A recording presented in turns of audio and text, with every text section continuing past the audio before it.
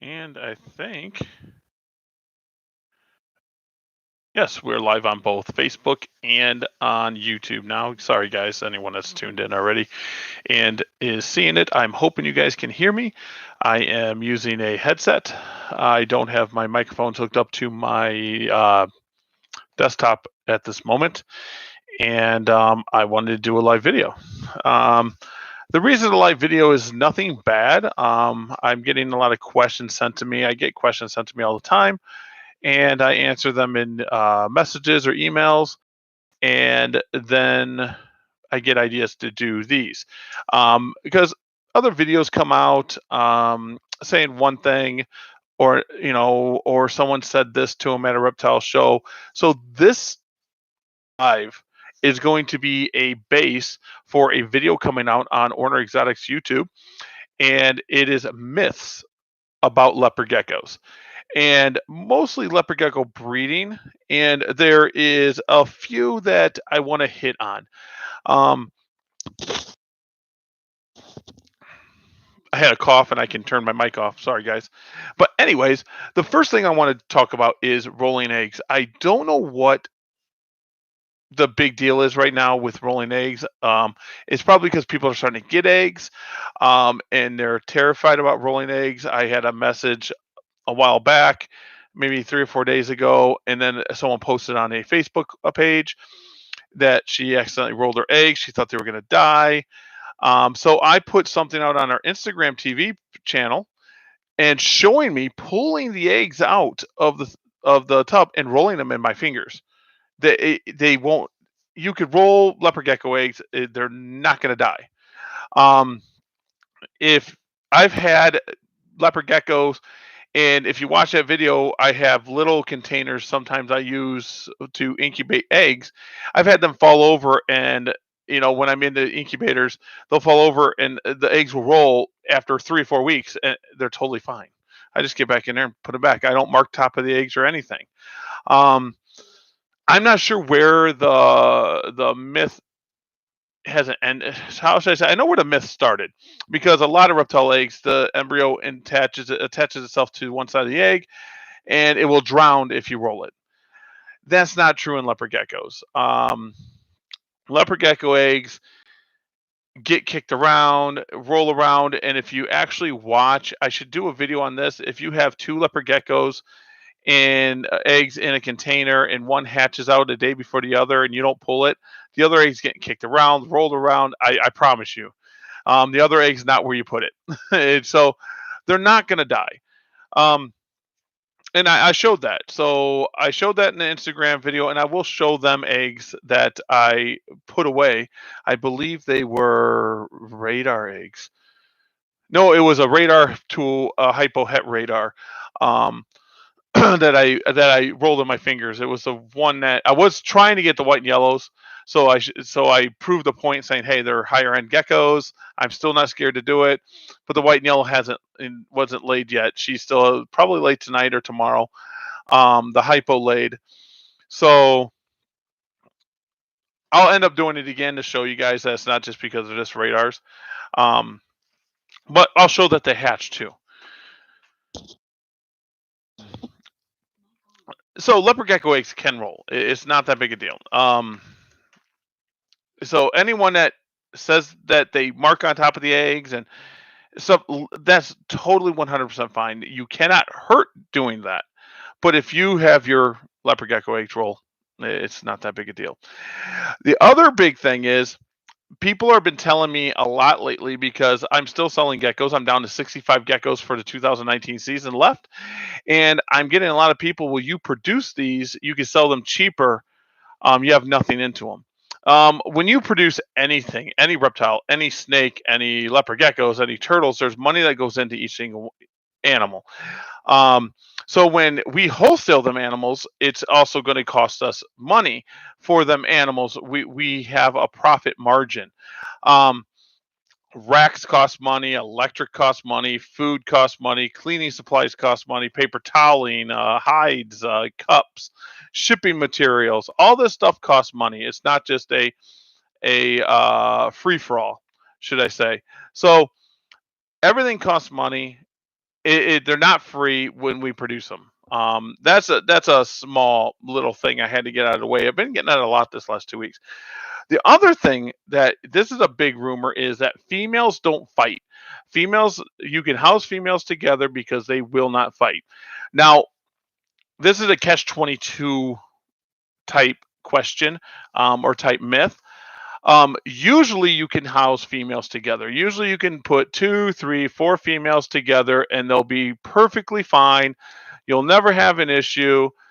And then you'll get that one female. I will tell you this right now, females are a lot more aggressive than males. I've seen females beat up males. I've seen females beat up other females, and it's bad. So technically you can house females together, but females will fight. Females do fight. Females beat up other geckos. I've seen them beat up males trying to breed them. It's just females are just because they're females don't mean they're going to be a calmer gecko. And I think that goes into being a pet too. They think females are calmer geckos. I have male geckos that are just as calm as female pet geckos. And then I got vice versa. I have male and females that are just not good pets. They're squirmy. They're jumping all over. Um, so females can fight and will fight. Usually, though, you'll be fine housing females together of the same size, as long as they have enough space, enough hiding spaces, and stuff like that, and you're not cramming them in. I breed in groups and individually. I breed up to 3 geckos in a 32 quart tub. Some 32 quart tubs only have 2 geckos. Some 32 quart tubs have 1 gecko, and then sometimes I put them in 18 quarts for a single gecko or a breeder female. Now I want to talk a little bit about stuff that's going on with Warner Exotics because I am getting a lot of messages still. I am getting a lot of people asking what's going on, asking for pictures. Pictures are really hard to get. They take time. I have to get my camera out. I don't just use my cell phone. I get my camera out. I gotta get better pictures. Take them outside. I've been taking them in front of a window, trying to get the best lighting. Artificial lighting with geckos really either makes them look better than they really are, or it washes them out too much. So I found is a shady spot outside, or I mean, I don't want that direct sunlight. And people take pictures know what I'm talking about. You want to represent the gecko the best way it can be done. So I know there's a lot of pictures that people are wanting me to get. I only have 65 more geckos from 2019. Our 2020 geckos are already starting to hatch. I already have geckos 3.5 weeks old for the 2020 season. I am strange. I do breed year round, so I do have 2019 geckos that were born in January, but I consider them 2019 season. Um, so I really only had like part of February where I wasn't getting eggs, or wasn't getting eggs or hatchlings. So it was like January, and then it went into February. I got a little break, and then in March I started getting. I think at the end of February I had some lay. I think at the end of February, like the 24th, I think, and because they already hatched. So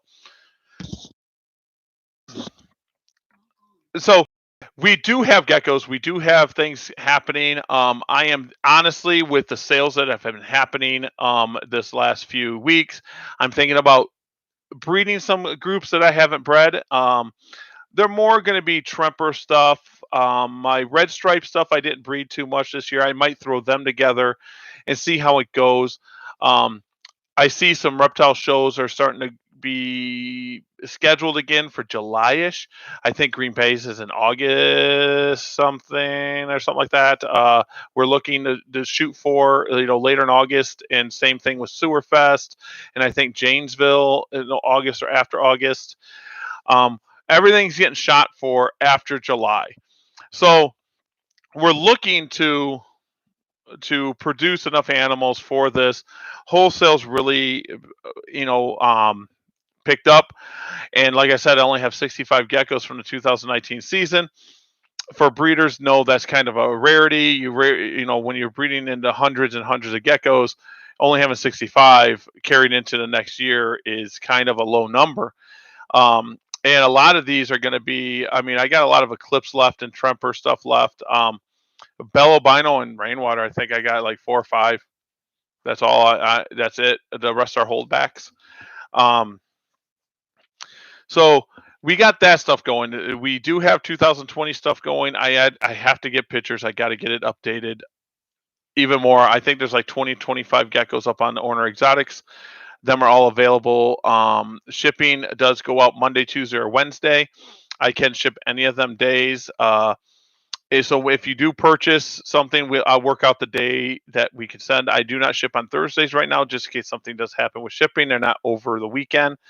Um, Stuff like that. Um, Other than that, where things are going good, I'm working a lot. I haven't been able to have a lot of time. This is my first day off in a while that I haven't had much to do, and I thought I'd do this little live podcast. It was more about rolling eggs, the leopard gecko eggs rolling.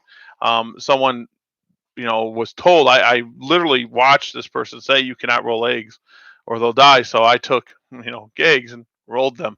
I think I played with it a little bit. I'll get that posted up on here. It's on my Instagram right now that I was rolling the eggs and stuff. I'll get that posted right after I'm done with this live video. So things that are going on other than that with isopods. I know people are wanting to know about isopods, and are these here are some mantis, as you see. Yes, I keep them all together like that. I feed them pretty well. I haven't had cannibals yet. I do have a few that passed away down here, though. I found out that's normal. I was worried about it. I think I put 10 in each one, and this one has 2 that passed away. Um, but out of 200 to 213 I had, I was like, wow, that's not bad. Um, so we do have mantis. I don't have any ghost mantis. I do have Chinese mantis ready to go if you guys are interested in those.